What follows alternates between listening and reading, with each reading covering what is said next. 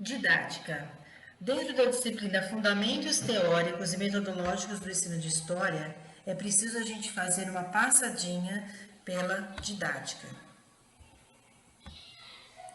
É uma ciência cujo objetivo fundamental é ocupar-se das estratégias de ensino, das questões práticas relativas à metodologia e das estratégias de aprendizagem.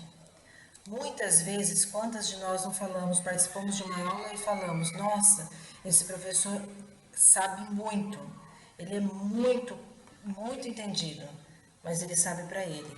Ou outros falam, esse professor não tem didática. Por que será que a gente fala assim? Na verdade, muitas pessoas, elas detêm muito conhecimento dentro de alguma área específica, mas às vezes não têm estratégias de ensino ou metodologias ou estratégias de aprendizagem para deixar um pouco mais claro aquele conteúdo para que o aluno consiga aprender. Então, na verdade, às vezes realmente falta a chamada didática. Então, hoje a gente vai passar um pouquinho por essa parte da didática. Dentro da didática, vamos pensar na pedagogia progressista. É um termo utilizado para designar as tendências que, partindo de uma análise crítica das realidades sociais, sustentam implicitamente as finalidades sociopolíticas da educação.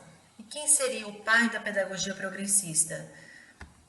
Claro que é ele, Paulo Freire. O chamado método Paulo Freire é uma espécie de reedição dos diálogos socráticos, como nos apresenta Platão em A República. Dentro da filosofia, a República de Platão nada mais é do que o próprio método Paulo Freire. Paulo Freire foi muito debatido agora nos últimos meses, vamos chamar assim, até por nosso presidente, e é importante que nós façamos uma reflexão e que nós estudemos um pouco mais, até enquanto educadores, para nós entendermos quem foi Paulo Freire. Conhecido mundialmente e foi reconhecido primeiro lá fora, para depois chegar no Brasil.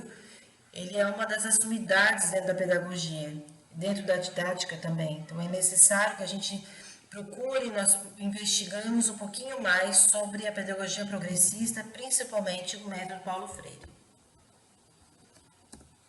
Núcleo da didática, ensino-aprendizagem. E aí, se eu perguntar para vocês, o que é mais importante? Será que seria mais importante o ensino ou mais importante a aprendizagem?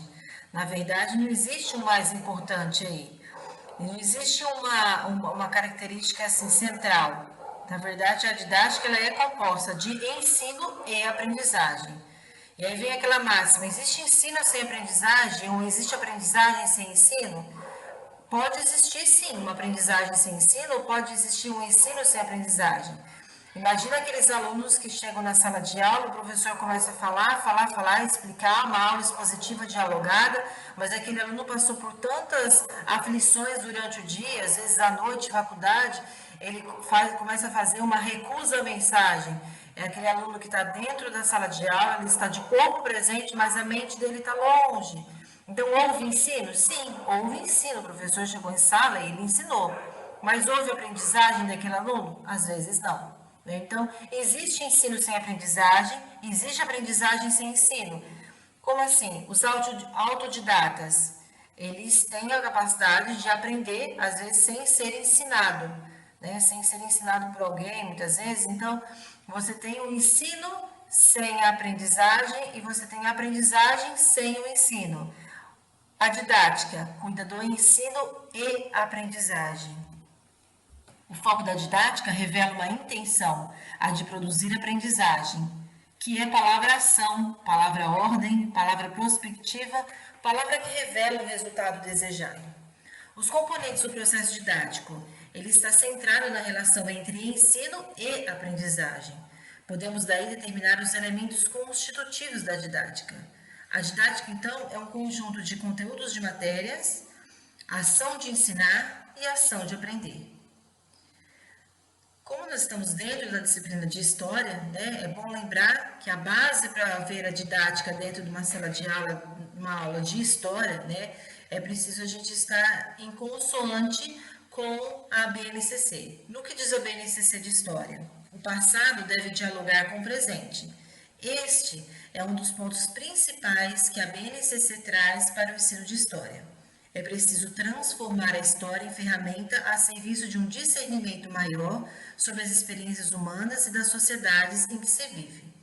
Os alunos não devem apenas aprender sobre os fatos de maneira distante ou fora de contexto a outros fenômenos, e principalmente do próprio presente.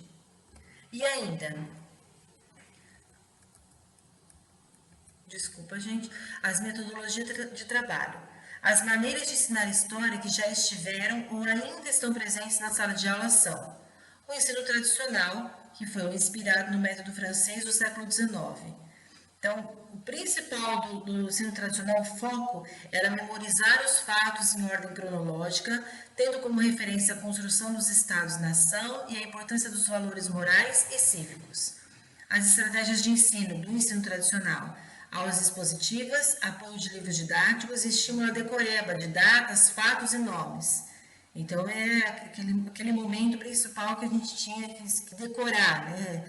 Saber decorar as ordens cronológicas de todos os fatos. Então, datas importantes, dia de fulano, dia de ciclano, então quem descobriu o Brasil, em que data que foi a primeira missa, quem foi que rezou, toda aquela questão de tradicional mesmo, que a gente já não vê tanto mais isso hoje.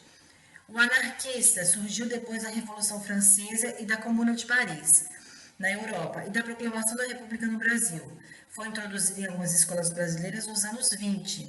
O foco era conhecer o movimento histórico pelas lutas sociais, desconstruindo a visão política e romantizada.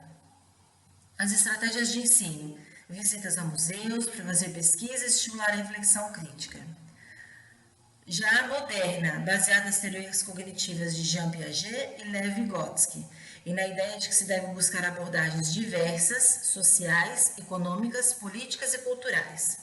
O principal foco da moderna é ensinar os alunos a ter uma visão crítica e a percepção de que não existe uma história verdadeira e única.